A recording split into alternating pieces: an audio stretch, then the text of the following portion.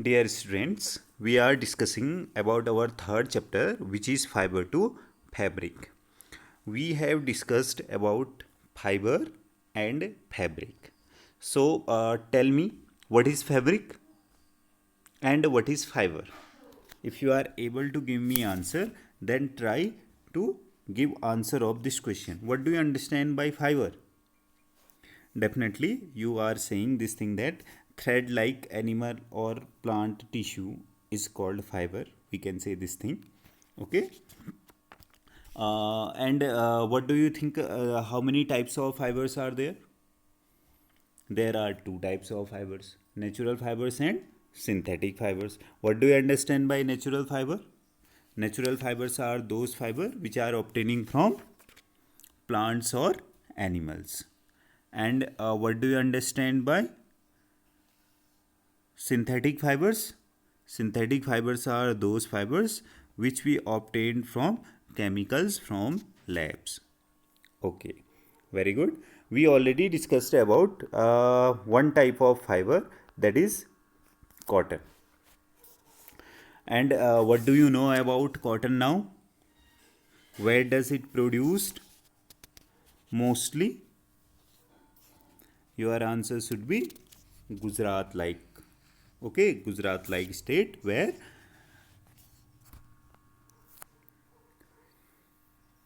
black soil and warm climate are there. Okay. Now, next one is jute. Today we will discuss about jute. Jute fiber is obtained from the stem of the jute plant. It is cultivated during the rainy season in India. Okay अब जो jute हमारा produce होता है वो jute कहाँ से produce होता है? जो जूट प्लांट है, ये जूट प्लांट है, इसके स्टेम से, ठीक है, इसके स्टेम से हमको जूट मिलता है. और जूट हमेशा कौन से सीजन में होता है? रेनी सीजन में. ओके और in India jute is mainly grown in West Bengal, Bihar and Assam. West Bengal, Bihar और असम में मैक्सिमम आपको जूट मिलेगा. ओके अब यहाँ पे ये क्वेश्चन है कि कॉटन हमें कौन से क्लाइमेट में ज़्यादा मिलता है? कॉटन हमें वार्म क्लाइमेट में ज़्यादा मिलता है. जूट हमें कहाँ मिलता है? रेनी सीजन में ज़्यादा मिलता है. Okay this jute plant is normally harvested when it is at flowering stage. The stems of the harvested plants are immersed in water for a few days. The stem rot and fibres are separated by hand. Okay अब हम क्या करते हैं, जो ये jute fibre है, jute fibre का stem ले लेते हैं, उस स्टेम को निकाल लेते हैं और उसको गर्म पानी में डाल देते हैं. ठीक है, और हम उसको जब गर्म पानी में डालते हैं तो उसके बाद उसके फाइबर्स निकलते हैं, उस फाइबर को हम अलग कर लेते हैं. To make fabrics all these fibres first converted into yarns.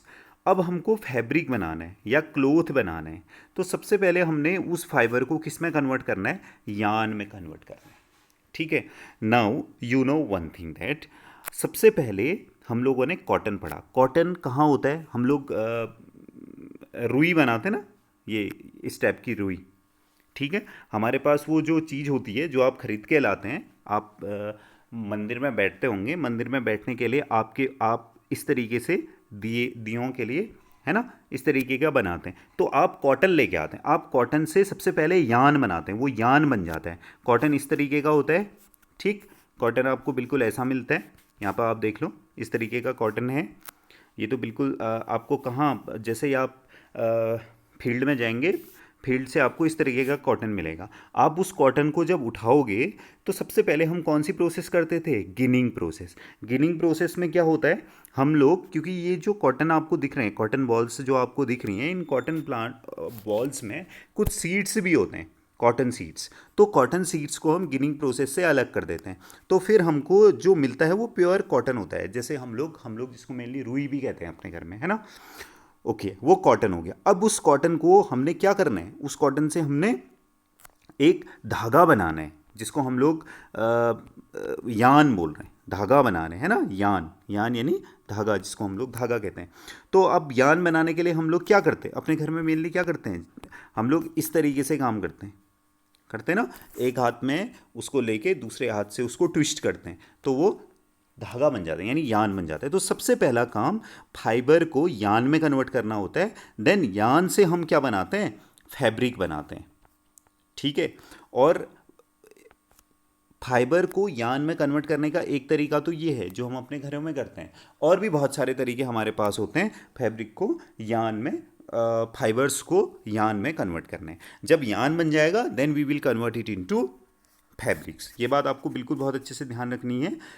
सबसे पहले बात करते हैं, सबसे पहले होता है फाइबर, फाइबर्स के बाद होता है यान, यान के बाद होता है फैब्रिक्स। ओके, सबसे पहले हमको क्या मिलेगा, फाइबर्स मिलेगा। फाइबर्स मिलने के बाद हम उसको किस में कन्वर्ट करेंगे, यान में कन्वर्ट करेंगे। यान को फिर हम लोग किस में कन्वर्ट करने वाले हैं, फैब्रिक में कन्वर्ट करने वाले हैं। ओके, और इस प्रोसेस को जिसमें हम लोग फाइबर को यान में कन्वर्ट करते हैं, उस प्रोसेस को हम स्पिनिंग बोलते हैं। क्या प्रोसेस बोलते हैं, स्पिनिंग प्रोसेस।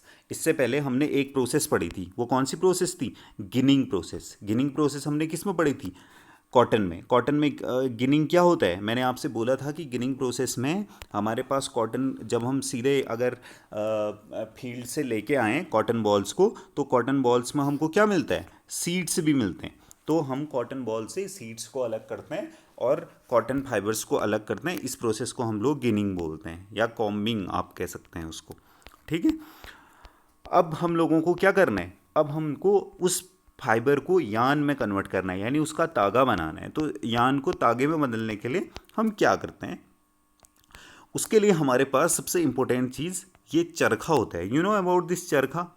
ये चरखा बहुत ज़्यादा फेमस था। महात्मा गांधी हमेशा यही बोलते थे कि ब्रिटिशर्स जो कपड़े हैं हमको उसका यूज़ नहीं करना है, हमको अपने घर में खुद से चरखे के बेसिस पे कपड़े बनाने हैं, ठीक है। तो वो इस चरखे का यूज करते थे कॉटन को किस में कन्वर्ट करने के लिए, यान में कन्वर्ट करने के लिए। बात समझ रहे हैं, फाइबर्स को यान में कन्वर्ट करने के लिए चरखा यूज होता था, ठीक है। और इस प्रोसेस को स्पिनिंग बोलते हैं।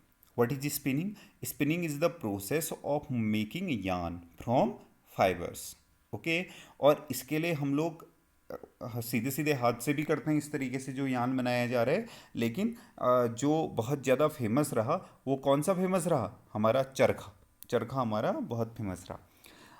आपको एक चीज़ और मैंने बतानी है कि जो ये जूट है ना, we have discussed about cotton and jute. ये जूट मेनली कहाँ मिलता है, वेस्ट बंगाल, बिहार एंड असम में।